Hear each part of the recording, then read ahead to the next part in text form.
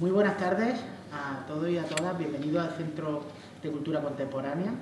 de la Madraza de la Universidad de Granada a las actividades de extensión universitaria, en este caso la organizada por la Cátedra Antonio Domínguez Ortiz de Historia de esta universidad. Y hoy tenemos la suerte de contar con el profesor Antonio Jiménez Estrella, aquí a la derecha, que va a pronunciar la conferencia La nueva historia militar en la España de los Austrias, mucho más que una historia de las batallas. Esta conferencia es la primera de un ciclo que consta de 3 conferencias, la siguiente será el lunes que viene, la última el 29 de marzo, donde nos preocupamos por nuevas miradas dentro de lo que normalmente se conoce como historia militar, historia del ejército, historia de la guerra, un campo temático dentro de la historia muy atractivo y que tiene mucha difusión. Ahí están, pues bueno, novelas que pueden tener una temática relacionada con esto, desde la época de los grandísimos novelistas del 19 rusos a novelistas bestsellers actualmente en la propia España, Pérez Reverte, etcétera, etcétera, pero también revistas relacionadas con la historia y la divulgación que tienen una amplísima tirada, como puede ser Despertaferro u otras similares, ¿no? Aparte es un tema que está lleno de mitos, salpicado de mitos. Y esta área temática de la historia, este campo del estudio de la historia, de nuestro pasado, en los últimos años ha tenido una renovación muy importante. Una renovación en la que se ha mirado al estudio del ejército, de la guerra, de los conflictos armados, en definitiva, con una perspectiva distinta, con una perspectiva ya social y cultural, incluso mirándolo dentro de otras perspectivas políticas, ¿verdad?, que nos han ofrecido una imagen mucho más social, más interesante, más compleja, que vaya mucho más allá del acontecimiento, de la victoria, de la derrota, del dato, de la fecha de esa batalla, que seguramente ustedes aprendieron en la escuela como grandes momentos, pero que ocultan muchísimo silencio y muchas cosas que no se cuentan, que no se explican relacionadas con la historia. Relacionado con eso, pues queríamos ofrecer 3 miradas dentro de la historia medieval, dentro de la historia moderna y dentro de la historia contemporánea, que fuesen un buen ejemplo de esta, creo que vigorosa, interesante historiografía que ha surgido en España de aquí a esta parte. Y bueno, la suerte es que en nuestra propia universidad, en el Departamento de Historia Moderna y de América de la Universidad de Granada, tenemos la suerte de contar con un especialista en este campo dentro de la historia moderna, como el profesor Jiménez Estrella, y que quién mejor que él para hablarnos de este tema y además centrarlo nada más y nada menos que en la España de los Austrias, siglo XVI y XVII, ahí es nada, ¿no? Para los que nos dedicamos a la historia contemporánea, los siglos es básicamente a lo que nos dedicamos en general, la historia contemporánea. O sea, que un tema ya sea solo eso, pues dice mucho de la persona que de él se ocupa. Bueno, él es profesor titular en el Departamento de Historia Moderna y de América y se ha ocupado de 2 grandes líneas temáticas. Yo creo que en ambas demuestra una fuerte preocupación por la sociedad y por el poder. La primera estaría vinculada a la historia social e institucional del Reino de Granada, ocupándose de cuestiones tan variadas como las redes de poder, clientela, élite granadina, organización defensiva, etcétera, etcétera. Él es la persona, por ejemplo, de referencia para conocer, pues bueno, quiénes fueron los Tendillas, esas personas fundamentales para comprender el siglo XVI granadino que estaban al frente de la Alhambra y de la Capitanía.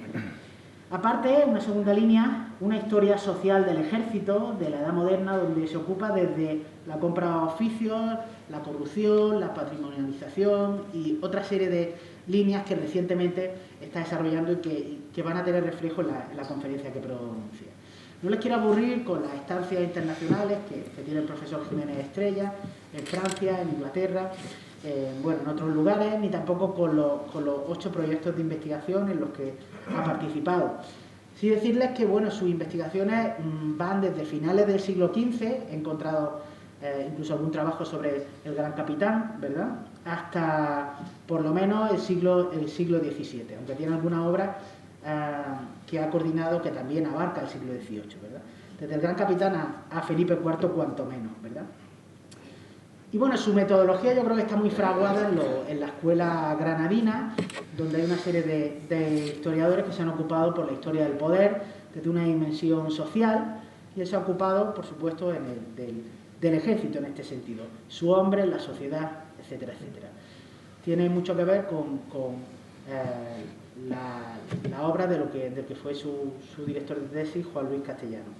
Y bueno, tan solo, para no aburrirle demasiado, citarle algunas de las obras que él ha publicado, por si tienen interés en acudir a ellas, ¿no? Poder, Ejército y Gobierno en el siglo XVI, la Capitanía General del Reino de Granada y sus agentes, publicado en el año 2004 en la editorial de nuestra universidad. En el año 2007, con Francisco Andújar, Los nervios de la guerra, estudios sociales, dice mucho de su perspectiva, sobre el ejército de la monarquía hispánica siglo XVI a siglo XVIII, o con Francisco Sánchez Montes y Julián Lozano Navarro, que está aquí acompañándonos, Familia, élite y redes de poder cosmopolita de la monarquía hispánica en la Edad Moderna. O finalmente, recientemente, del año pasado, con los mismos coeditores, El reino de Granada y la monarquía hispánica en el siglo XVII. En definitiva, bueno, una oportunidad muy buena para acercarnos a una temática esencial, yo creo que de interesante actualidad también para nuestro presente, por los mitos que se pueden esculpir o difundir desde él. Y bueno, siempre que viene un modernista a la cátedra de un modernista como don Antonio Domínguez Ortiz, pues tenemos que señalarlo y decirle que desde luego está en su casa y darle las gracias por venir. Está claro que estudiar la guerra y el ejército hay que hacerlo por dos motivos. Uno, está claro que ya a día de hoy es imposible obviarlos para comprender los procesos sociales del pasado. En segundo lugar, pues porque el ejército, las batallas, etcétera, etcétera, tiene mucho que ver con el uso que hace el nacionalismo de la historia para construir un discurso que simplifica y que al fin y al cabo silencia. Pues muchísimas gracias, profesor Jiménez Estrella, adelante y gracias por estar con nosotros. Sí, me voy a bajar, ¿vale? Para que tú estés... Bueno, me van a permitir que me quite la mascarilla. Muy bien. Para que se me entienda un poquito mejor, ¿no? Bueno, muchísimas gracias por esas palabras, Miguel Ángel, por esta magnífica presentación y sobre todo muchas gracias por haber venido aquí pues a familiares, amigos, compañeros y compañeras de departamento y todos aquellos que están dispuestos hoy a perder el tiempo un ratillo escuchando hablar de esa cosa que era el ejército y lo militar en la época de los Austria, de los Habsburgo. Y me parece, y bueno, también quiero felicitar a Miguel Ángel y a la Cátedra Domínguez Ortiz por esta magnífica iniciativa que es ver la historia militar, nueva mirada desde la historia, es decir, hecha por historiadores, ¿no? Por aquellos que más o menos conocen o conocemos el oficio de historiador. Porque, como veremos a lo largo de mi intervención de hoy, muchas veces la historia militar se ha convertido en una especie de cajón desastre en el que han participado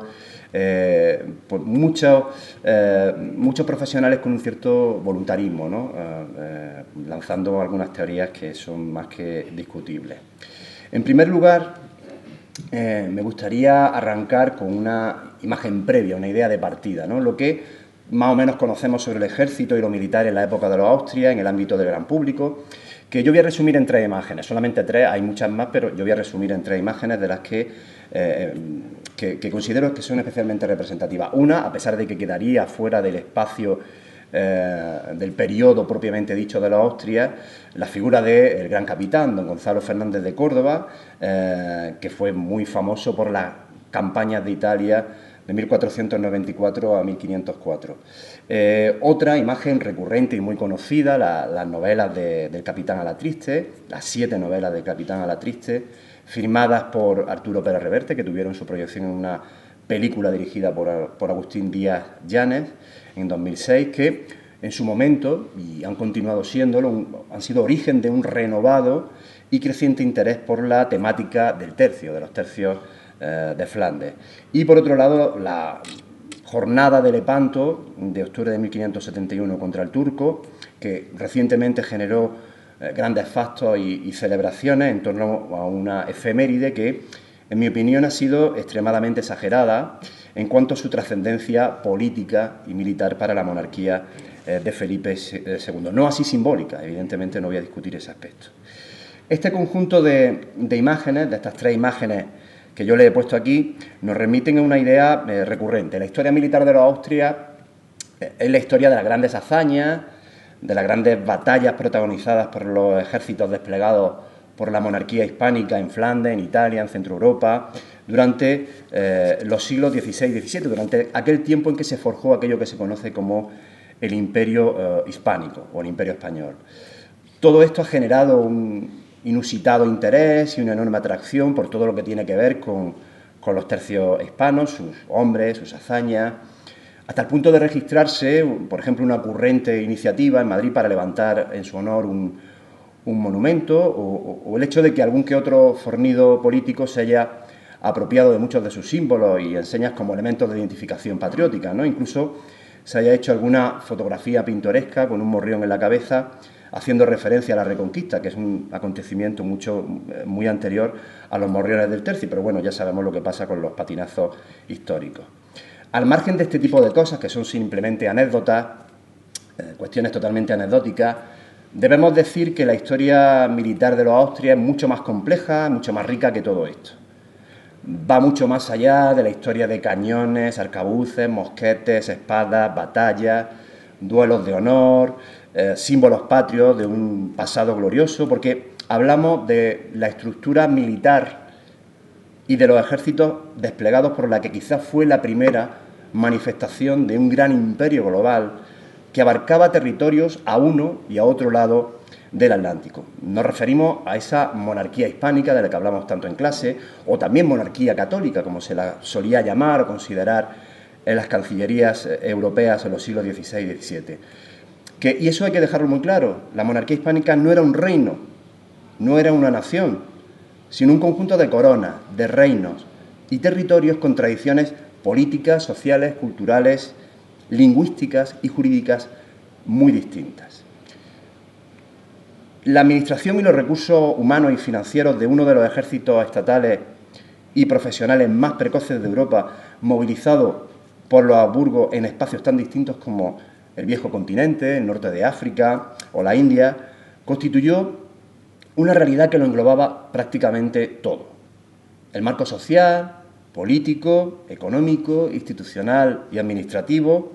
y hasta el espectro cultural y artístico estuvieron ampliamente representados en todo aquello que concernía a lo militar o al ejército.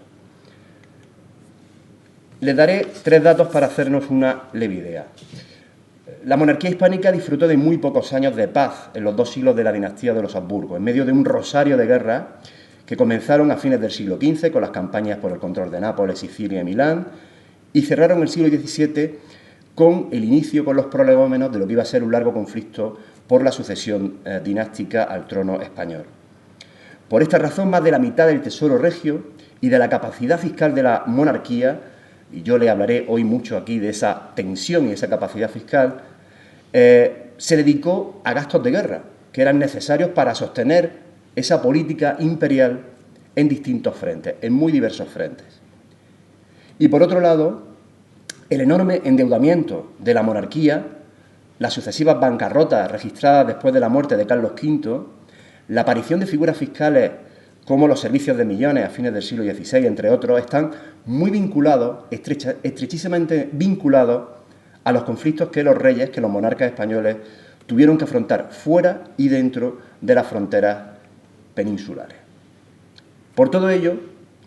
hablar del ejército de los Austrias es hablar mucho más que de cañones, de arcabuces, de mosquetes, de espadas, de batallas, de morriones, de cruces de Borgoña o del orgullo de los soldados del Tercio. Hablar del ejército de la monarquía hispánica es hablar de logística, de hacienda, de trenes de avituallamiento, de aguante o capacidad fiscal de los súbditos de los distintos territorios, de crédito y deuda pública, de asentistas y contratistas privados, de distintas naciones al servicio de un solo monarca y una confesión, lo cual es muy importante, y la importancia de la milicia como vía y plataforma de ascenso social y adquisición de honores y estatus, algo que era fundamental, muy importante en la sociedad del antiguo régimen, o incluso el papel que la guerra o la cultura de la guerra podían representar como instrumentos de propaganda para esa monarquía católica. No voy a realizar un exhaustivo estado de la cuestión sobre el panorama de la historiografía militar sobre la España de los Austrias. Contamos con algunos muy completos y remito a ellos. Además, me pasaría muchísimo del tiempo que tengo para esta conferencia. Hablamos de un área de trabajo dentro del ámbito de la historia moderna que en los últimos 15-20 años ha experimentado un crecimiento espectacular. Por ello, voy a dar prioridad a aquellas líneas de investigación que considero más importantes, más relevantes, más novedosas y de mayor interés para, posteriormente, al final de la intervención, lanzar algunas reflexiones y nuevos posibles interrogantes. Lo primero que quiero remarcar es que el camino recorrido hasta el actual panorama historiográfico no ha sido fácil. Si bien en ámbitos historiográficos como el anglosajón o el francés, la historia militar estaba perfectamente integrada en el mundo académico y científico, gozaba de prestigio y de centros específicos de investigación, en el caso español, las circunstancias políticas determinaron que durante mucho tiempo la historia militar estuviese anclada en una historia factual y de las batallas, con un tinte marcadamente positivista, en el que o bien se hacían colecciones de ordenanzas militares o se narraban determinadas campañas de los tercios, con planteamientos presentistas y ciertamente anacrónicos que en algunos ámbitos, y por parte de autores que incluso actualmente glosan la historia de los tercios como una especie de gloria nacional, se siguen manteniendo hoy en día al margen de todo criterio historiográfico, crítico y científico serio. Porque no se nos olvide algo muy importante. Los grandes conflictos mantenidos por la monarquía hispánica y otras como la francesa, la sueca o la danesa en la Europa de los siglos XVI y XVII eran en su mayoría conflictos dinásticos, por cuestiones de origen dinástico y patrimonial. El imperio de Carlos V es de origen dinástico, fruto de una política de alianzas matrimoniales, y buena parte de los conflictos mantenidos por Carlos V, por su hijo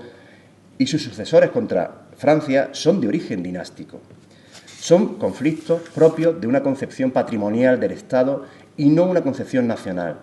dado que no existían los Estados-nación que surgen al albur de las revoluciones liberales del siglo XIX. Durante mucho tiempo nos mantuvimos aislados de las nuevas corrientes historiográficas que se desarrollaron al otro lado de los Pirineos y al margen de debates tan interesantes como el que giró en torno al concepto de revolución militar, siempre fuera de nuestras fronteras,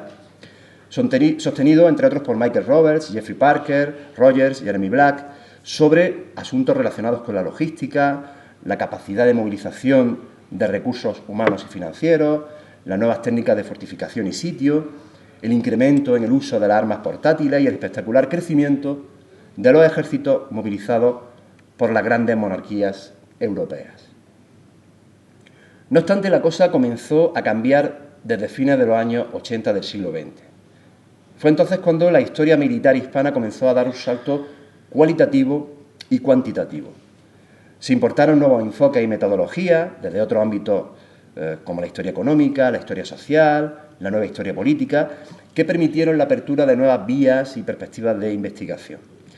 Al respecto, yo voy a señalar dos referentes fundamentales: el trabajo de Jeffrey Parker sobre el Camino de Flandes, el Camino Español, publicado en 1976, donde el protagonista de la historia es la logística de los ejércitos de Flandes, es decir, todo aquello que era necesario a nivel humano, financiero, a nivel material para colocar una pica en Flandes, que era el escenario militar más importante de la monarquía desde 1568. La cifra de algo más de 60.000 hombres movilizados anualmente nos puede dar una idea de la relevancia de este escenario bélico en Europa. También es muy importante, fue un referente fundamental, la monografía de Tony Thompson sobre la administración militar hispánica entre los reinados de Felipe II y Felipe III, titulado Guerra y decadencia, publicado en 1981, que era un estudio en profundidad sobre los procedimientos de reclutamiento, el papel de las ciudades, la nobleza, los contratistas y asentistas, o el funcionamiento de órganos como el Consejo de Guerra. Desde entonces va a comenzarse a formar un nutrido grupo de especialistas provenientes del ámbito académico universitario que van a ir incorporando nuevas perspectivas, metodologías de trabajo Y lo más importante, en mi opinión, nuevos interrogantes, nuevas preguntas que se tienen que responder. Y todo ello gracias en gran medida a una importante ventaja con la que contamos aquí en España, y es la privilegiada, la gran cantidad de fuentes inéditas, de fuentes de archivo, con las que contamos procedentes de todo tipo de archivos. Archivos estatales, nacionales, por citar algunos, el de Simancas, el Histórico Nacional, el General de Indias, el de Segovia, y archivos históricos de carácter regional, local, que permiten que la historia militar cuente con una gran cantidad de fuentes primarias con las que ir haciendo historia, lo cual es, en mi opinión, fundamental. Y un semillero no solamente de trabajos de investigación en la actualidad, sino de futuros trabajos de investigación. Toda esta producción que se empezó a desarrollar a partir de finales de los años 80, principios de los años 90, ha quedado plasmada en muchísimos libros, monografías, revistas especializadas del área de historia moderna, no voy a citarlas aquí. Además, una gran cantidad de obras colectivas de carácter general, coloquios científicos, seminarios de investigación, cuya cita aquí sería demasiado prolija, pero que simplemente decir que ha sido una producción constante en los últimos 20 años de producción historiográfica. Y todo esto demuestra, todo esto evidencia lo que yo le he puesto ahí en negrita, y es que la historia militar de la España de los Austrias pasa por un momento de revitalización a través de una gran multiplicidad de enfoques. Yo, como he dicho al principio de mi intervención, me voy a centrar solamente en algunos de esos enfoques que considero especialmente interesantes. Un ámbito de trabajo especialmente fértil ha sido el de aquellos estudios que se han ocupado de las bases administrativas, financieras y logísticas del ejército de la monarquía, así como las limitaciones impuestas por estos factores que fueron decisivos en la movilización de grandes contingentes armados. Sobre las bases financieras, la fiscalidad, la importancia del coste de las cargas militares sobresalen los trabajos, yo voy a destacar aquí solamente algunos, de Elisa Esteban Stringana, en especial su monografía sobre la guerra y las finanzas en los Países Bajos españoles entre 1592 y 1634, o línea de investigación que ha sido continuada por Sergio Llago, cuya tesis doctoral recientemente leída en 2021, Los tendones de la monarquía hispánica, centrada en el periodo de 1575 a 1598, y en un contexto de renegociación de la deuda de Felipe II con sus acreedores, analiza las redes de agentes financieros y los mecanismos de crédito que permitieron a los gobernadores de Flandes aumentar la liquidez y costear el ejército de los Países Bajos. Otro campo de investigación que ha cosechado muy buenos frutos es aquel que analiza los diferentes escenarios exteriores en política bélica de la monarquía hispánica. Destaca con luz propia el caso de Flandes, que ya he citado aquí, y el de Italia, que ocupaba un lugar estratégico en la política militar de los Habsburgo. Para el ámbito italiano hay que citar los trabajos de Carlos Belloso sobre los tercios hispanos en Sicilia en el siglo XVI, los estudios de Valentina Favaró sobre la importancia de Sicilia en el engranaje defensivo de la monarquía hispánica en el Mediterráneo durante el siglo XVII, y en cuanto a Milán, que albergaba el segundo ejército más importante, el segundo más importante de la monarquía en Europa, después de Flandes, se ha producido una interesante reinterpretación del papel jugado por esta plaza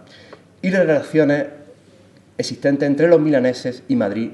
en las que los lazos familiares y las clientelas políticas jugaban un papel determinante. Y al respecto me gustaría destacar la obra de Davide Maffi, que cuenta con 2 monografías escritas en italiano, en muchísimos artículos, escritos muchos de ellos en español, donde analiza la organización, la evolución, la logística, la financiación, la estructura y las dimensiones del ejército de Lombardía en el siglo XVII y las relaciones entre la población milanesa y los militares en dicho periodo. La monarquía desplegó ejércitos en buena parte de Europa, de acuerdo con esa política hegemónica en el continente, y también lo hizo, como no podía ser de otro modo, en territorios colonizados al otro lado del Atlántico. Sobre este particular hay que destacar que existe una clara concentración de trabajos para el periodo borbónico en relación al periodo que yo estoy tratando hoy, que es el periodo de los Austrias, mucho menos tratado desde el punto de vista militar. Esa descompensación se debe fundamentalmente a que a lo largo del siglo XVIII hubo un vasto programa de reformas emprendidas por los Borbones en Indias que determinó una presencia mucho más importante del ejército profesional y un incremento considerable de los efectivos militares en el continente americano. La formación de algo parecido a una estructura militar profesional y permanente en India fue mucho más lenta, dadas las características de las primeras expediciones y exploraciones en la zona Caribe y el modo en que posteriormente se desarrollarían las grandes campañas de conquista en México y en el área de los Andes. Las expediciones realizadas por Cortés en México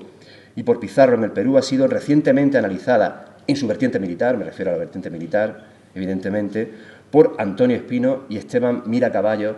en sendas monografías publicadas en 2020 y en 2018, respectivamente. En estas expediciones no participaron más de 1000 hombres, de modo que su éxito se basó, por un lado, en la superioridad tecnológica de su armamento, sus avanzadas técnicas de combate, pero sobre todo, en la necesaria colaboración de ejércitos integrados por decenas de miles de indígenas que, como en el caso de los tlaxcaltecas, perdón a los americanistas por esta pronunciación, en México, fueron absolutamente imprescindibles para el derrocamiento del Imperio azteca. Precisamente muchos de estos oficiales y soldados, veteranos con servicio en las campañas de Granada o en las campañas de Italia, llevados por las expectativas de obtener riquezas y el ascenso social que se les negaba en Andalucía, en Extremadura y en Castilla, que se embarcaban a nuevas empresas militares más allá del Atlántico, como demostraron Gómez Pérez y Marchena Fernández hace algunos años. Las Indias tardaron mucho más tiempo en contar con un ejército profesional y con guarniciones pagadas y abastecidas con regularidad. Las pocas estructuras militares profesionales que se desarrollaron a lo largo del siglo XVI estaban precisamente vinculadas al sistema de flota y de transferencia de plata, de la abundante plata que procedía de México y sobre todo posteriormente de Perú hacia Sevilla, esa plata con objeto de financiar precisamente las grandes campañas militares que estaban manteniendo los Habsburgos en Europa. Este sistema ha sido bien estudiado por Pérez Mallaína, más recientemente también por Francisco Javier San Martín. No obstante, sí se produjo la fortificación de nuevos enclaves y la consolidación de presidios, allí donde había una mayor presión militar, como fue el caso de la frontera araucana en Chile, donde se va a desplegar un contingente militar que rondará los 2 millares de efectivos, o en la frontera del norte de Nueva España, bien estudiada por Luis Arnal. La tendencia va a cambiar durante el siglo XVII, cuando se registra una mayor inversión de recursos y hombres para fortalecer esas guarniciones y fortificaciones y el sistema de flota. Pero debemos decir que todavía estamos lejos de las cifras manejadas para la época borbónica en lo que concierne a un ejército profesional.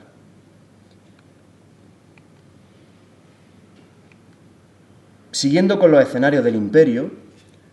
otro campo de estudio especialmente interesante es el que versa sobre la estructura y articulación de los sistemas defensivos en las zonas fronterizas de la península ibérica.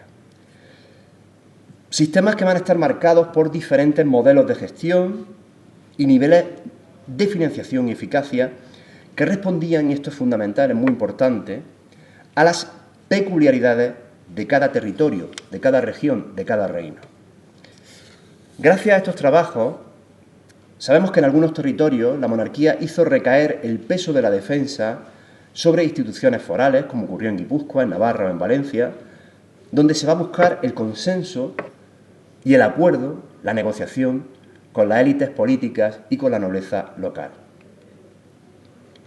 En Guipúzcoa, Susana Truchuelo ha analizado pormenorizadamente la tradición de autodefensa por medio de cuerpos milicianos y el uso de la defensa como una forma, como un medio de afirmar las prerrogativas y las libertades de la provincia. Y también ha analizado los numerosos conflictos de competencia y de jurisdicción con el capitán general. En el ámbito valenciano, Juan Francisco Pardo Molero ha estudiado los procedimientos de negociación entre las élites del Reino de Valencia e instituciones de gobierno y el virrey para poder articular y gestionar adecuadamente y financiar el aparato militar que se desplegaba en el territorio. En Navarra, José Escribano Páez, más recientemente,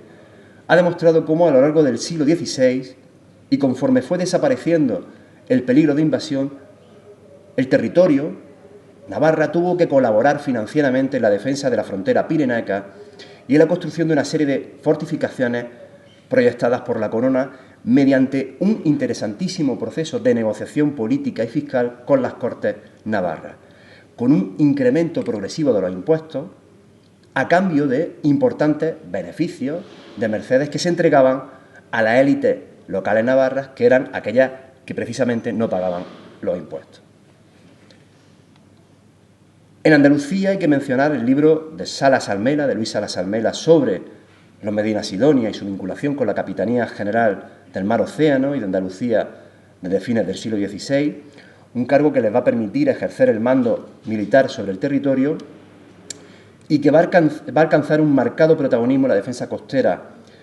frente al corso atlántico y en la política norteafricana de la monarquía de Felipe III. Para el Reino de Granada, debo citar mis trabajos sobre la Capitanía General y la defensa de dicho territorio en los siglos XVI y XVII, en los que, además de la organización, la financiación y la evolución del sistema defensivo, analizo las atribuciones militares, jurisdiccionales, gubernativas desempeñadas por los Mendoza al frente del cargo, su protagonismo político durante todo el periodo político en el que se dio la presencia de los moriscos y los procesos de patrimonialización de oficios militares por parte de determinados linajes que hemos identificado. Demostramos que en el Reino de Granada el establecimiento de una fiscalidad diferencial sobre la comunidad morisca permitió la financiación más o menos regular de una estructura militar permanente cuyo modelo y concepción se exportó a otros territorios, pero que va a entrar en crisis en el siglo XVII una vez que los moriscos han sido deportados, es decir, aquellos sujetos fiscales que habían sostenido todo ese entramado militar. Estos y otros estudios sobre los sistemas de defensa peninsular ponen sobre la mesa un aspecto crucial, a mi juicio, para entender la articulación política y territorial de la monarquía hispánica en esta época. En el plano peninsular del imperio, la monarquía fue incapaz de establecer un sistema cohesionado y unitario más allá del establecimiento de presidios y guarniciones muy localizadas y con diferentes grados de éxito, o la propia iniciativa local de las milicias concejiles o las guardias viejas de Castilla, cuyo nivel de eficacia dejó mucho que desear, como ha demostrado Enrique Martínez Ruiz en numerosos trabajos. Y esto es fundamental, es muy importante, porque mientras que el grueso, la parte más importante de la hacienda y del crédito, se concentraban en sostener la impresionante maquinaria militar que se desplegaba en el exterior para sostener esa política imperial en los siglos XVI y buena parte del siglo XVII, en el interior hubo una constante, ardua e interesante para los historiadores negociación entre el rey y sus súbditos sobre quién y cómo debía sostener la defensa, es decir, quién pagaba esa defensa del territorio, el rey o los reinos. Directamente relacionado con lo que he expuesto anteriormente, el problema de la tensión fiscal, un campo de investigación fundamental ha sido la cuestión del reclutamiento y la carga económica, política y social que suponía el envío de hombres a los distintos escenarios bélicos de la monarquía hispánica. Desde la publicación de la obra de Ruth Mackay sobre la negociación y el nivel de resistencia ofrecido por las ciudades de Castilla ante el incremento de esa presión fiscal y el reclutamiento durante el reinado de Felipe IV, apenas se habían realizado estudios de conjunto que superasen la visión local o regional del problema de reclutamiento. Y eso ocurrió hasta la publicación de un clarificador trabajo de Tony Thompson, donde ponía de manifiesto el descenso experimentado en las tasas de reclutamiento desde 1580 debido a una importante crisis demográfica en Castilla, la baja proporción de nobles en la milicia, el elevado peso sostenido por Castilla en los niveles de alistamiento y las tesis del predominio del reclutamiento urbano sobre el reclutamiento rural. La senda iniciada por Thompson ha sido continuada por Antonio José Rodríguez, que a través de sus trabajos ha diseccionado, con muchísima documentación de archivo, el reclutamiento de hombres para la guerra en Castilla durante el reinado de Carlos II. Además, su trabajo, que es completísimo,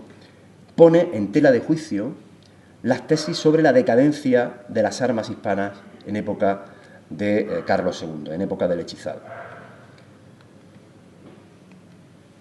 Otro campo de investigación que está ofreciendo resultados interesantes vinculado a la historia social es el que viene analizando la milicia y los cargos del ejército como plataforma de ascenso social. Al respecto contamos con investigaciones sobre la patrimonialización y la venalidad de cargos y rangos militares en el ejército de la monarquía que tradicionalmente se consideraban como no venales. Esta afirmación de que los cargos del ejército eran no venales convertía el caso español en una especie de excepción en relación al resto de ejércitos europeos donde sí existió una larga tradición de asentistas, reclutadores privados que ofrecían levantar compañías y regimientos a cambio de oficios y honores. Algo que fue demostrado en su momento por Anthony Bruce para el caso inglés o para el caso francés por David Parrott y Guy Rawlins, entre otros autores. No obstante, en los últimos años, el análisis de la documentación evidencia que hubo procesos como la compra y patrimonialización de oficios y rangos del ejército directamente por parte de individuos que deseaban beneficiarse tanto de sus sueldos como de las cotas de poder coercitivo, político y jurisdiccional que estos oficios les podían procurar, y muy especialmente por el honor y el prestigio que estos cargos podían implicar. En este campo de investigación, sin duda alguna, referente, a pesar de que, me van a permitir la licencia, está fuera del marco cronológico de análisis de los siglos XVI y XVII, es la monografía de Francisco Andújar Castillo sobre la venta masiva de oficios militares en el siglo XVIII, titulado El sonido del dinero, donde reveló la clave del silencio que había dominado la cuestión de la venalidad de oficios militares en territorio hispano. La obsesión, tanto desde la Administración como desde los propios particulares, de no dejar ningún rastro de estas operaciones de compraventa en la documentación. Esa falta de rastro en la documentación ha hecho que solo a través de la búsqueda exhaustiva y del cruce de fuentes documentales de archivo hayamos podido reconstruir estas operaciones venales. Antonio José Rodríguez, Agustín Jiménez Moreno, yo mismo, a través de diferentes trabajos, venimos demostrando que hubo un importante auge de los procedimientos de reclutamiento privado con intermediarios también en el periodo de los Habsburgo. Estos se desarrollaron especialmente en época de Olivares, cuando desde los años 30 del siglo XVII el estancamiento demográfico, los apuros económicos de la monarquía y la necesidad de movilizar grandes contingentes armados en muy poco tiempo determinaron el recurso, la utilización de todo tipo de reclutadores privados que obtenían, a cambio de ofrecer, costear estas levas con su propio capital, podían obtener rangos, cargos del ejército, hábitos de órdenes militares, podían obtener incluso títulos de nobleza. Se desarrolló así un mercado venal que cubrió un elevado porcentaje de levas por asiento y que implicó también la concesión de hábitos, títulos de nobleza, como he dicho, incluso cargos y oficios en la administración indiana,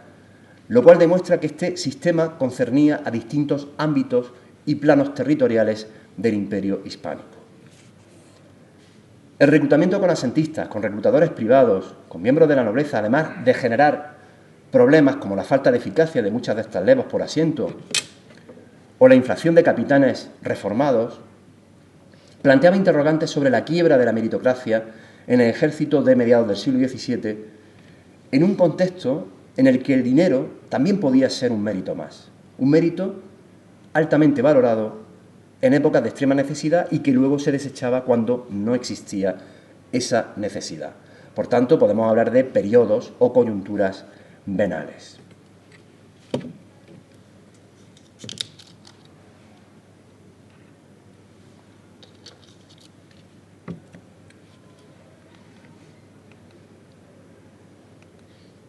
Otra línea de investigación especialmente pujante, en mi opinión,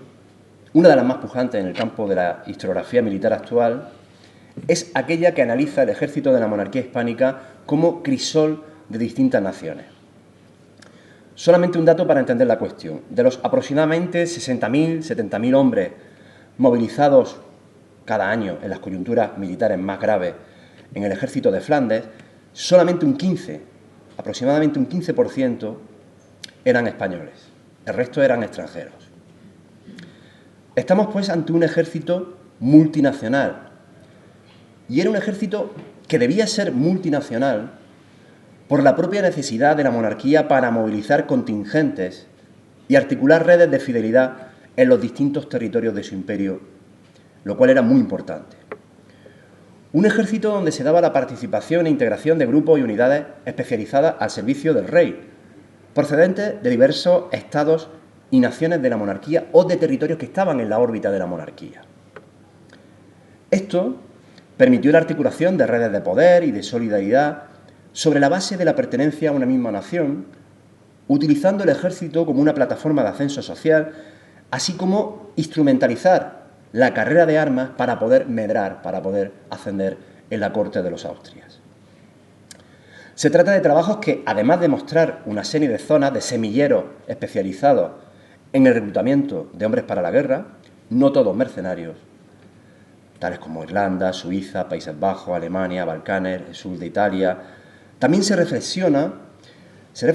sobre los factores que incidieron en la utilización de esta gente de naciones. Pero si ha habido una nación que ha concentrado la atención de los historiadores del ejército en los últimos años, esa ha sido con diferencia la nación irlandesa. Algunos historiadores como Óscar Recio han dedicado a la cuestión varias monografías, donde aborda aspectos como la contribución del ejército a la integración social de los irlandeses, la relevancia de Irlanda en la estrategia política de la monarquía en la primera mitad del siglo XVII, o la importancia de los irlandeses en esos círculos migratorios con la India. También debe mencionarse las aportaciones de Enrique García Hernán y de Eduardo de Mesa Gallego, que realizó una interesante tesis doctoral sobre el servicio militar prestado por los emigrantes irlandeses en la monarquía hispánica durante el reinado de Felipe IV, su composición, los métodos de reclutamiento, la estructura y la fuerza de esas unidades irlandesas que sirvieron en el ejército de Flandes y en la Armada. Contamos con otras líneas de investigación fructíferas,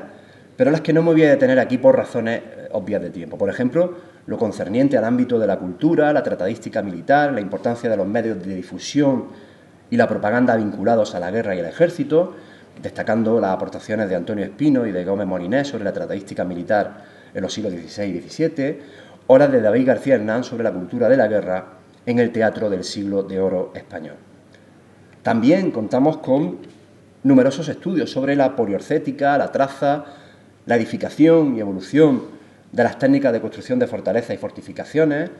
en los que se demuestra que muchos ingenieros fueron el hilo conductor de un trasvase recíproco de conocimientos teóricos, tecnológicos, entre los distintos espacios de la monarquía hispánica.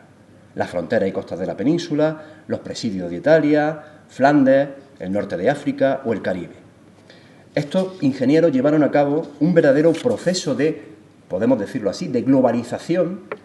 de lo que podríamos denominar un modo de fortificar a la hispana, que diversos autores como Fernando Cobos o Antonio Sánchez Gijón han puesto en valor en diferentes estudios.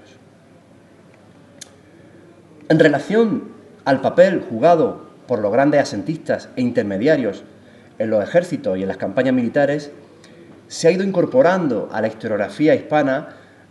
aquellas nuevas corrientes que ponen en tela de juicio las tradicionales tesis estatalistas que habían imperado durante años. De acuerdo con estas tesis estatalistas, llamémoslas así, se remarcaba la importancia del ejército en el proceso de formación de las modernas monarquías y los estados europeos a lo largo de los siglos XVI y XVII, junto con la fiscalidad y la burocracia como elementos centrales en la conformación de esos estados. Bajo esta premisa, la transformación de las viejas estructuras militares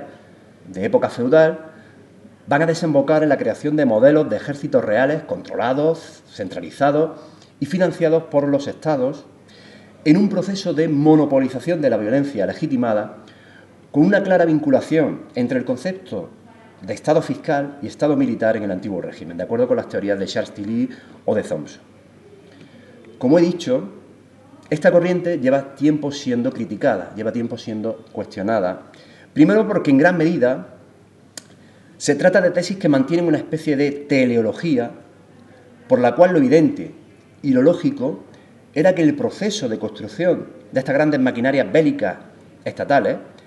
evolucionaran irremisiblemente hacia el modelo de Estado-nación que se va a configurar en el siglo XIX a raíz de las revoluciones liberales. Y esto es mucho más complejo de lo que se afirma tradicionalmente, porque sabemos que la realidad de estos estados dinásticos y confesionales fue especialmente complicada y heterogénea. Y una segunda razón, porque actualmente hay grupos de investigación como el Contractor State Group, entre otros, que dan mucha más importancia al papel ejercido por contratistas, por asentistas privados, por miembros del estamento nobiliario y otros intermediarios en grandes monarquías como la española, la inglesa o la francesa,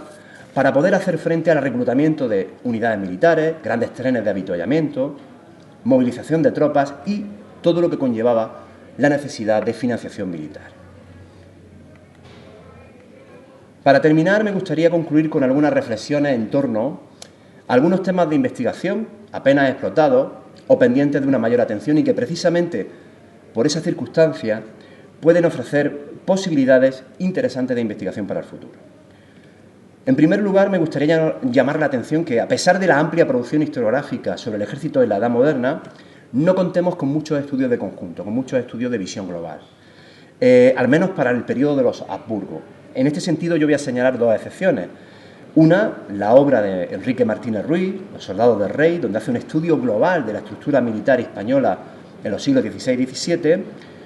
una visión de conjunto que ha reeditado recientemente, en 2020, con una obra, La defensa del imperio, donde analiza el gran esfuerzo militar y defensivo desplegado por la monarquía hispánica para sostener ese imperio territorial en Europa, en el norte de África y los territorios de ultramar. Por otro lado, el libro de David Maffei sobre la organización y la logística de los ejércitos de Felipe IV en el contexto de la guerra abierta contra Francia, que aborda aspectos tan importantes como la estructura, la logística de esos ejércitos, la evolución y la sociología de los tercios, los cuadros de mando del ejército, y donde critica las tesis de algunos historiadores para poner el acento sobre el hecho de que la crisis militar de la monarquía hispánica en el siglo XVII se debió fundamentalmente a factores de hacienda y de financiación. Es cierto que se han producido avances, pero todavía existen importantes lagunas que no hemos llegado a cubrir y temas de investigación que permitirían conocer en mayor profundidad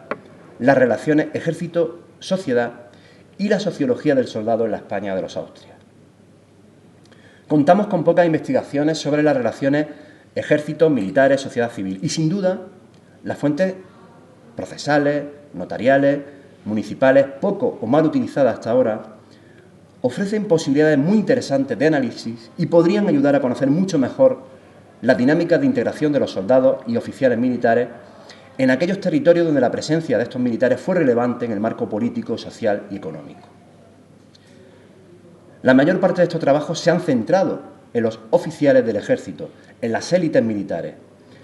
un colectivo mucho más accesible y llamativo por las fuentes, pero poco se ha estudiado sobre la vida del soldado más allá de algunas biografías. Asimismo, tenemos que poner más atención a escala macro al lugar ocupado por los oficiales y los integrantes de la administración militar en ese espacio local. Algunos de estos militares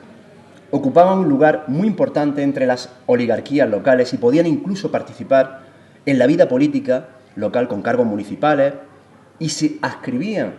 a determinadas redes de patronazgo y a determinadas clientelas. También llevaban a cabo estrategias matrimoniales y patrimoniales que afectaban a la vida económica de sus villas y sus ciudades. Por eso es preciso analizar sus procesos de integración en ese medio local, en sus vecindades, su influencia en la comunidad política, en las villas fronterizas y del arco costero defensivo peninsular, en las fronteras americanas o los territorios italianos y flamencos,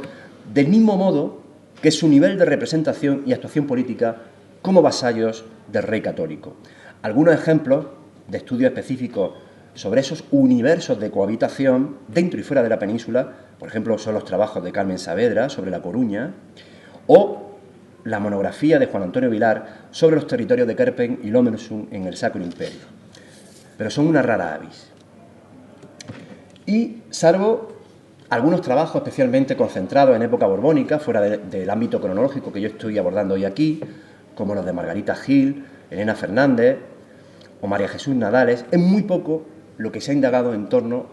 a las mujeres, al papel de las mujeres en el medio militar en época de los Austrias. Un campo de estudio que creo que ofrecería grandes posibilidades en el ámbito de las relaciones familiares, pero también en la profundización del conocimiento sobre el papel de esas mujeres en relación al ejército. Un último aspecto sobre el que me gustaría llamar la atención, por lo poco que se ha investigado,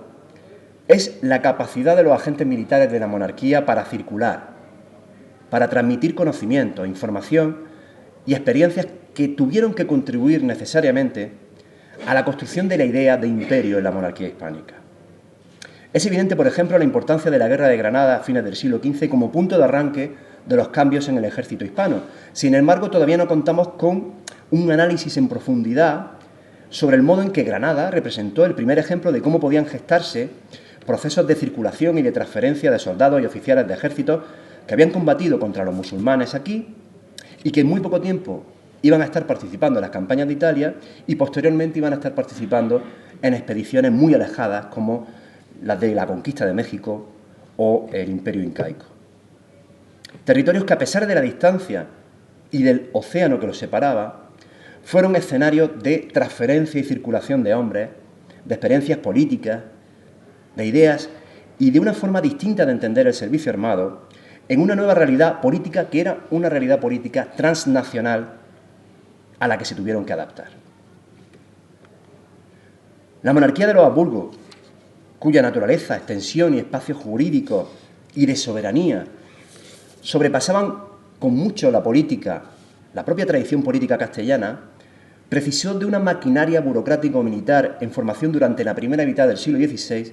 que fuese suficientemente flexible y eficaz para adaptarse a espacios geográficos tan dispares como Italia, como Flandes, como la India, como el norte de África, y donde se desarrollarían modelos militares diferentes y adecuados a la peculiaridad de cada territorio. Se trata de un aspecto sobre el que no se ha estudiado lo suficiente desde una perspectiva global y comparativa, lo cual nos permitiría arrojar nuevas luces sobre el modo en que se articuló ese espacio de circulación imperial. Por ejemplo, buena parte de las soluciones adoptadas desde principios del siglo XVI en la organización del sistema defensivo del Reino de Granada se exportaron a Andalucía y Valencia. Igualmente, muchos ingenieros militares desarrollaron las mismas soluciones de traza y obras de fortificación en distintos territorios de la monarquía en Europa, al igual que muchos militares se movieron por un circuito muy fluido que se movía desde las guarniciones y plazas fuertes de Milán, Flandes y los presidios norteafricanos y que podía desembocar en alguno de los sistemas defensivos de las fronteras y de las costas peninsulares. Estos ejemplos nos dan una idea de los retos que representaba el proceso de construcción de ese nuevo imperio global que se extendía por Europa y traspasaba los límites de ultramar. En ese espacio de circulación debió de haber procesos de ida y vuelta que no han sido suficientemente analizados porque todavía nos falta conocer bien el modo en que muchos veteranos del ejército reflejaron en sus memoriales y en sus relaciones de servicio el lugar, por ejemplo, que las Indias, que América, representaba en sus carreras y cómo pudo influir en sus sistemas de promoción castrense. Este último punto es fundamental.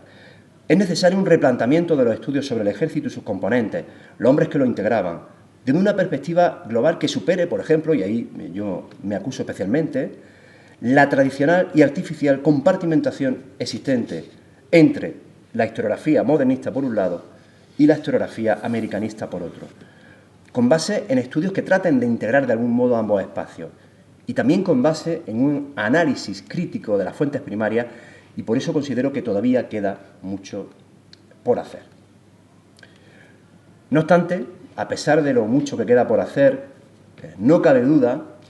de que la actual historiografía militar sobre la España de los Habsburgo cuenta con una amplia variedad de enfoques, de temas de investigación, de perspectivas, tratados unos con mayor acierto que otros. Se ha superado la visión de la vieja historia militar, se han ido adoptando nuevos enfoques provenientes del campo de la historia política, los estudios de redes y élites de poder, la prosopografía, la historia social y cultural, o la historia fiscal y económica, lo cual ha permitido conformar una historiografía militar que ya no está encorsetada y que admite lecturas que van mucho más allá del recuento de barcos, de reclutas, de mosquetes y cañones, o de descripción de batallas, que, insisto, sin dejar de ser un género que se sigue cultivando y que continúa contribuyendo al conocimiento del hecho militar en la Edad Moderna, no es el único ni en absoluto, en mi opinión, el más importante. Eso es algo que espero haber dejado más o menos claro en mi intervención de hoy. Y hay grandes posibilidades, gracias en gran medida, vuelvo a insistir sobre este particular, a la riqueza documental que atesoran nuestros archivos históricos estatales, regionales y locales, que están esperando a que los investigadores, sobre todo los jóvenes investigadores, sigan haciendo una adecuada lectura de sus fuentes, una lectura crítica. Muchas gracias.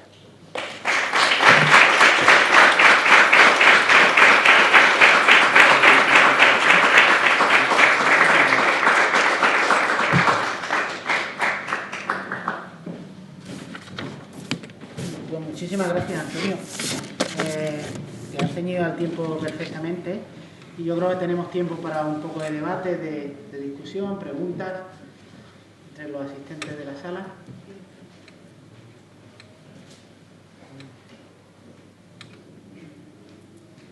Si no, yo tengo alguna. Bueno, voy a empezar yo para que la cosa... me ha llamado mucho la atención eso que has señalado al final de tomar a los militares como agentes de circulación. Ya has señalado de ideas, de técnicas. Y bueno, uno también piensa de epidemias, ¿no? Sí. Es decir, se ha señalado siempre que la guerra, no sé si es un tópico, aclarárnoslo, que la guerra venía acompañada de los 4 jinetes del apocalipsis siempre. No sé si en la Edad Moderna también era así, y en el caso de los tercios de Flandes también fue así.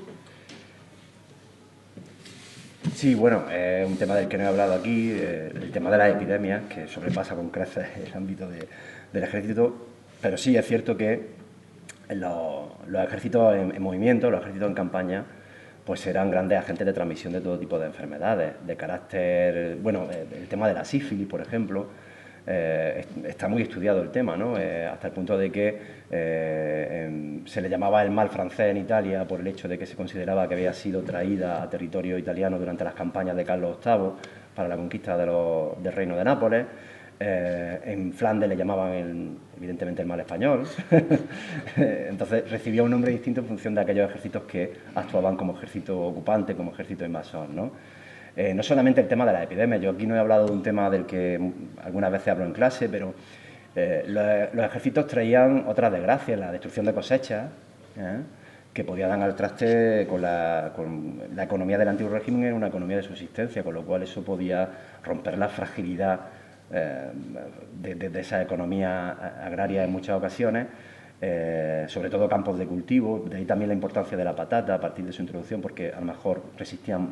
bastante mejor el paso de los ejércitos.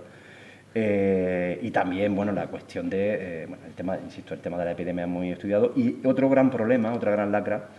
aparte, bueno, de la que no he hablado aquí tampoco, es el tema de los saqueos, que estaban perfectamente institucionalizados, ¿no? El saqueo era mayor cuanto mayor había sido el grado, el tiempo de resistencia. Y durante los saqueos se podía hacer de todo, absolutamente de todo. Porque además el saqueo era una especie de mecanismo de compensación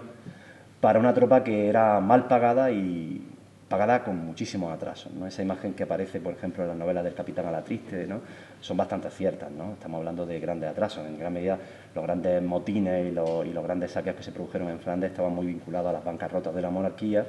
y a la falta de liquidez para poder pagar al ejército. Y luego otra cuestión de la que no se habla mucho es el tema de los alojamientos de las tropas, porque los soldados, pero no te hablo en territorio enemigo, sino en territorio propio, en territorio amigo, ¿no? Los cuartelamientos van a aparecer muy tarde y durante buena parte del siglo XVI y XVII las localidades, las villas, muchas villas y sobre todo ciudades estaban exentas de alojar, tenían grandes privilegios de exención de alojamiento, pero aquellas villas y aldeas que estaban obligadas a alojar a la tropa, pues pasaban una lacra horrible, ¿no? En forma de robos, violaciones. Eso ha dejado un rastro interesante a nivel procesal. que está también pendiente de estudio. Dice jurídico. Sí, a nivel Sí. de pleitos, muchísimos pleitos. Lo que pasa es que son fuentes que en muchos casos están esquilmadas y muy concentradas para periodos muy reducidos. La segunda pregunta que te quería hacer, Gracia, era sobre la justificación de la guerra, ¿no? ¿La monarquía hispana tenía que justificar la guerra? ¿Había algún tipo de propaganda? ¿Buscaba algún tipo de justificación religiosa para...? Porque claro, 2 siglos en guerra, o sea... Sí. Bueno, vamos a ver. Toda guerra era justa. Toda guerra era justa. Y si no lo era, la monarquía se encargaría, mediante su apartado de propaganda, y bueno, y aquí está Miguel Luis, el tema de los sermones era fundamental, ¿no? Para aquilatar, consolidar y legitimar ante una población que en gran medida era analfabeta, la justificación de los conflictos, de la guerra. Las guerras que mantiene la monarquía hispánica en territorio europeo son guerras de origen dinástico, que hacen referencia a los derechos patrimoniales que tienen reyes como Carlos V, por herencia,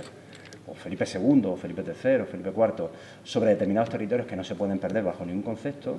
y están imbricadas, esos conflictos dinásticos están imbricados también con cuestiones de carácter meramente confesional, ¿no? Lo que pasa es que, pero eso se va a articular y se va a modular, esa justificación de la guerra por razones de carácter, se utiliza, de eso se preocuparon muy bien los grandes cronistas de Carlos V, Felipe II, de considerar que este tipo de conflictos eran de carácter providencial, ¿no? y que eran conflictos totalmente justos porque se estaba defendiendo, se hacía una defensa de la fe católica. Entonces, por un lado, en la defensa del propio patrimonio, que había que defender a toda costa, porque se concebía la monarquía y todo el territorio de la monarquía se concebía como un amplio mayorazgo que no podía ser dividido, que no se podía alienar, y por otro lado la defensa de la fe. Pero insisto, esto se podía modular en función de los territorios donde se desarrollaran los conflictos. Porque, por poner algún ejemplo, Carlos V, cuando desarrolla la guerra contra los príncipes protestantes alemanes, en un primer momento está especialmente preocupado y tiene todo el interés para que se considere que el conflicto es un conflicto de carácter dinástico y no confesional, ¿no? Por toda la cuestión que había por el tema de la secularización de los bienes de la Iglesia, etcétera. Y en el caso, por ejemplo, de la Guerra de 30 años, que es un conflicto que siempre se dice que es un conflicto por causas confesionales, pero evidentemente la cuestión de Bohemia y de la presencia de los protestantes en Bohemia va a ser el casus belli de la guerra, pero luego el conflicto va evolucionando hacia otro tipo de derroteros en los que hay pues intereses de carácter político, económico, como los de Suecia, que lucha por ser una potencia protestante, pero también por el control de los estrechos del Sund, para controlar todo el mar Báltico. La cuestión francesa, que es una potencia católica, que tiene graves problemas en su interior para justificar una posible guerra contra otras potencias católicas en el marco de una guerra contra los protestantes, pero que no tiene ningún problema en declarar la guerra a España en 1600, bueno, al rey de España en 1635, por razones que no son de tipo confesional y sí de carácter dinástico. Pero hay algo muy claro. Generalmente, no solamente en el caso de la monarquía hispánica, sino en el caso de otras monarquías como la francesa, que fue especialmente belicista, cuando se declara una guerra, siempre se declara porque tú te sientes atacado y tienes que justificar esa guerra como una guerra defensiva y no ofensiva, en la mayoría de las ocasiones. ¿Por qué? Y termino con esto. Porque solamente desde ese punto de vista y bajo esa premisa vas a poder justificar el tema de la fiscalidad, de aumentar los servicios extraordinarios, etcétera, ante los vasallos. Te iba a preguntar más cosas, pero vamos a dejar... no sé si alguien más quiere... ¿Ahí al final? Antonio. Gracias. Hola, tocayo. Perdón. Flandes se ve muy aislado y supongo que en este espacio de tiempo quizás una de los gastos más importantes precisamente este. Es un territorio que se ve aislado de la monarquía hispánica. ¿De qué me está...? No te he oído el de Flandes. Perdón, Flandes. Sí, Flandes. se ve aislado. Y entonces te pregunto acerca del habituallamiento de ese ejército y sobre todo de la parte que tiene un mayor valor añadido, que son las piezas metálicas. Entonces, ¿de qué procedencia lo habéis estudiado, tenía y de qué manera influye pues ese abastecimiento es la preindustrialización, artesanía ya muy sofisticada de esos territorios desde los que se pudieran abastecer. Vamos, hay grandes zonas de... Bueno, no soy un especialista en el tema de la producción de armerías, pero hay grandes armerías en buena parte de Europa. La cuestión del avituallamiento y el abastecimiento de Flandes fue muy bien estudiada en su momento por un autor que yo he mencionado al principio de mi intervención, que era Geoffrey Parker, que dedicó una obra monográfica a lo que se conocía como el Camino Español. Un camino que se forjaba por medio de todo, porque uno de los grandes problemas que tenía la monarquía es que cuando se produce el estallido de la Guerra de Flandes, los rebeldes del norte, las provincias del norte, entre la cual despuntaba Holanda, pero no era la única, lideradas por la familia de los Orange, en un primer momento por Guillermo de Orange, desarrollan un corso muy potente, lo llamaban los mendigos del mar, que estableció una especie de cordón de control, un bloqueo a la llegada de todo tipo de barcos que pudieran llevar víveres, provisiones a la zona. Y por eso se tuvo que buscar también una salida, una autopista, digámoslo así, de avituallamiento alternativa, que se conocía como el Camino Español, que era una autopista, por así decir, que iba desde el norte de Italia, pasaba por territorios de los Alpes que estaban entre cantones suizos, con los cuales había que negociar, y cuando hablamos de negociar hablamos de pagar, y llegaba hasta los territorios del Franco Condado, que eran territorios que estaban en posesión de la monarquía hispánica, para luego llegar hasta los territorios del sur, de los Países Bajos del sur, que sí eran leales a la monarquía, y poder desarrollar ese nervio de la guerra, ¿no? Armas, provisiones de todo tipo, trenes de avituallamiento, etcétera, ¿no? Ese camino era estratégico, era fundamental. Funcionó durante bastante tiempo, luego fue cortado, hubo un conato para que fuese cortado durante el reinado de Enrique IV, por un pacto que estableció con el ducado de Saboya, pero era esencial. Tan esencial, insisto, que fue el protagonista de una monografía, ¿no? De una monografía específica sobre el tema.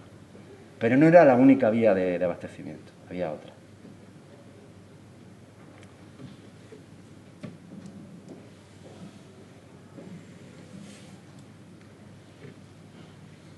Mientras estaba, que me parece muy interesante,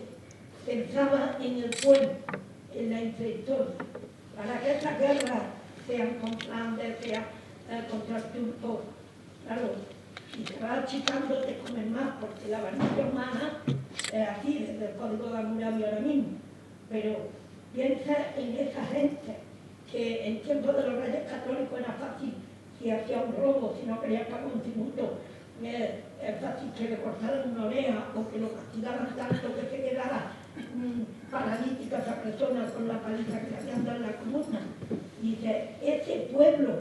de todas partes, franceses, españoles, ese pueblo que sufre esos 3 siglos casi de batalla continua, ¿quién lo sufre? Ese pueblo pobretico que no se puede defender y que los poquillos que lo quitan se lo van a quitar en grano o en demonios fritos que tenían para que se puedan mantener los ejércitos, porque la guerra no la gana nadie, como decía, la pierde todo el mundo, como decía Pitágoras, 7 siglos antes de Cristo, pero piensa que toda la guerra, ese pueblo que siempre sufre, sea de un bando, de otro, de lo demás, sino que el pueblo que sufre y no pensando en la guerra. Teníamos que, yo pienso que si económicamente hubiera estadistas, no estadistas, economistas grandes, que si hubiera un equilibrio mundial, por ejemplo, África y América del Sur, estuviera más equilibrado con América del Norte y con Europa, los banqueros del mundo, que son los que mandan en el TRUN y en el TRAN y en todo el mundo, los banqueros del mundo serían más ricos, porque los pueblos como Puerto Roque, pueblos que hay equilibrio, yo soy de Pinafuerte, que hay un equilibrio, que todos tienen algo y nadie tiene mucho, la caja rural y la caja de ahorros tiene más dinero. Muchas gracias. El profesor Miguel Molina, por favor. Gracias. En primer lugar, quiero felicitarte, Antonio, por esta magnífica exposición y panorama historiográfico sobre la historia militar que nos ha presentado y las nuevas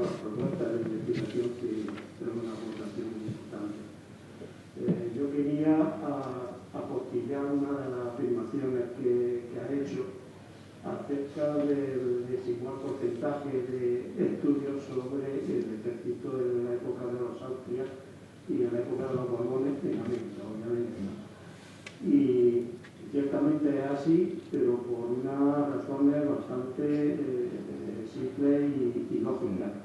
Es que en la época de los Austrias no había ejército propiamente dicho en aquellos territorios. Se habla de huestes, en definitiva, hay un caso concreto que has también mencionado, México, Perú. Ni Cortés ni Pizarro tienen formación militar, ni detrás de ellos hay un ejército formalizado, ¿no? El ejército en América es el siglo XVIII, a partir de las reformas militares de los Borbones y particularmente con las reformas de Carlos III y el estatuto y el reglamento de ese ejército que se va a configurar allí en ese periodo. Simplemente, bueno, encontrar o plantear la razón de ese desequilibrio, porque ciertamente no hay ejército como tal en la época de los Austrias. Ya para el 18, los libros de Alan Pipe y de Juan Marchena Gómez, que en su día plantearon todo este tema. Muchas gracias. Gracias a ti, Miguel. Sí, no, simplemente, bueno, eso lo he comentado en mi intervención, ¿no? Es una cuestión fundamental. De todos modos, a pesar de ello, creo que resultaría interesante poner un poquito más el acento en esas carreras de militares que van a América y luego vuelven. Porque, por ejemplo, hace poco tuve ocasión de dirigir un TFM en el que cogimos una fuente en un periodo muy pequeño de tiempo, pero que era una fuente muy rica,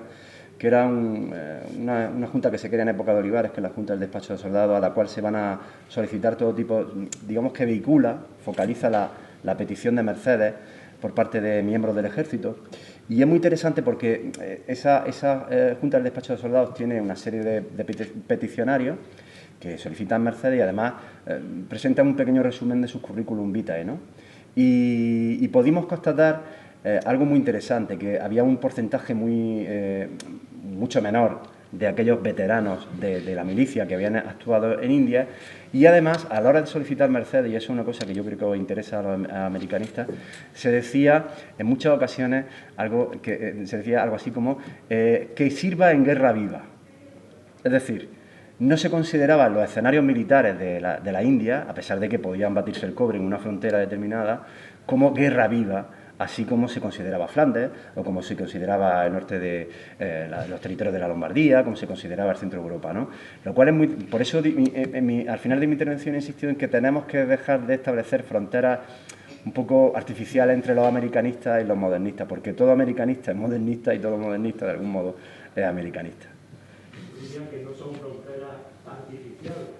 ya serían fronteras con todas las legales eliminadas. Sí. Eliminadas. Sí. Ni artificiales ni naturales. Creo que cada vez los han... Sí, claro. Pero ha costado. Sí. Es ninguno. Sí.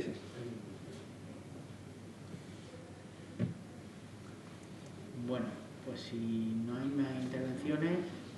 ni más preguntas, pues lo vamos a hacer. Tan solo recordar que el lunes que viene, Francisco García Fitch, de la Universidad de Extremadura, hablará sobre guerra y reconquista en la Edad Media, ficción, manipulación política e investigación académica. Creo que van por pasos similares, me da la sensación.